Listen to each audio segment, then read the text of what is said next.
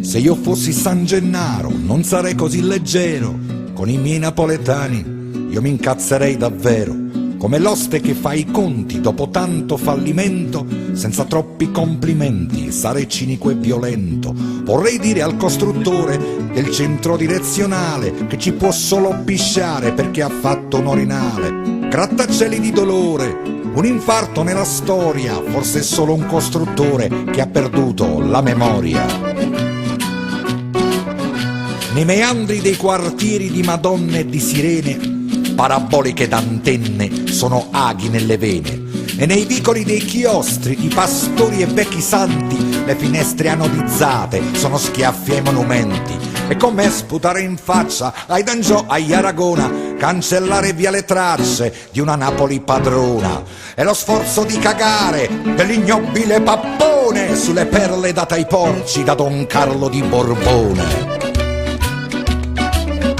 E perciò che mi accaloro coi politici nascosti, perché solamente loro sono i veri camorristi, a cui Napoli da sempre ha pagato la tangente e qualcuno l'ha incassata con il sangue della gente. E per certi culi grossi il traguardo è una poltrona, e per noi poveri fessi basta solo un Maradona. E il miracolo richiesto di quel sangue rosso chiaro lo sa solo Gesù Cristo, che quel sangue è sangue amaro.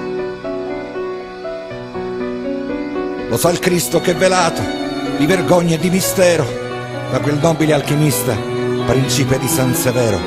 E con lui lo sa Virgilio, il sincero San Nazzaro, Giambattista della Porta, che il colpevole è il denaro. E nessuno dice basta per il culto della festa, e di Napoli che resta sotto gli occhi del turista. Via i vecchi marciapiedi che hanno raccontato molto, pietre laviche e lastruni, seppelliamoli d'asfalto. L'appalto.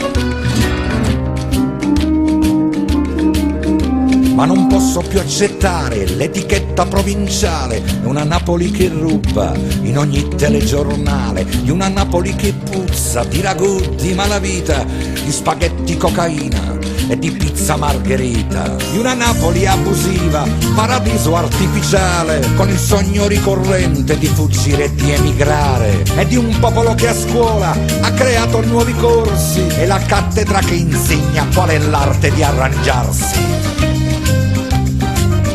Io non posso più accettare l'etichetta di terrone e il proverbio che ogni figlio è un bello scarnafone, e mi rode che forcella è la casba del furbone che ti scambia con il pacco uno stereo col mattone. Se io fossi San Gennaro giuro che vomiterei la mia rabbia dal Vesuvio, farei peggio di Pompei. E poiché ci ho preso gusto con la scusa del santone, io ritengo che sia giusto fare pure qualche nome. Chiederei a Pino Daniele che fine ha fatto terra mia. Siamo Lazzari felici quando chiova la pacondria. Napoli è una carta sporca, Napoli è mille paure, ma per chi sti vicanire sono passate sti creature.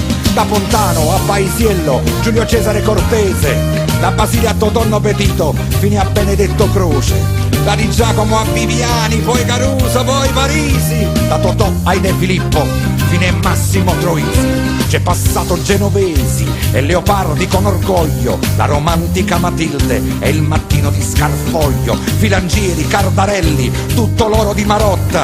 C'è passata la Madonna che ora vedi a piedi grotta, un Luciano De Crescenzo, Bella Vista di Milano, e Sofia che da Pozzuoli oggi parla americano, un Roberto De Simone che le ha preso pure il cuore, ora cerca di sfruttarla Federico Salvatore.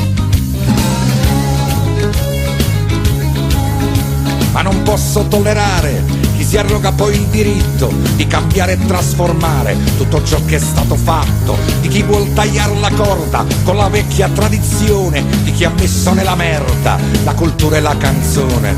Io non posso sopportare che un signore nato a Foggia porta Napoli nel mondo e la stampa lo incoraggia, e che il critico ha concesso al neomelodico l'evento di buttare in fondo al cesso Napoli del Novecento.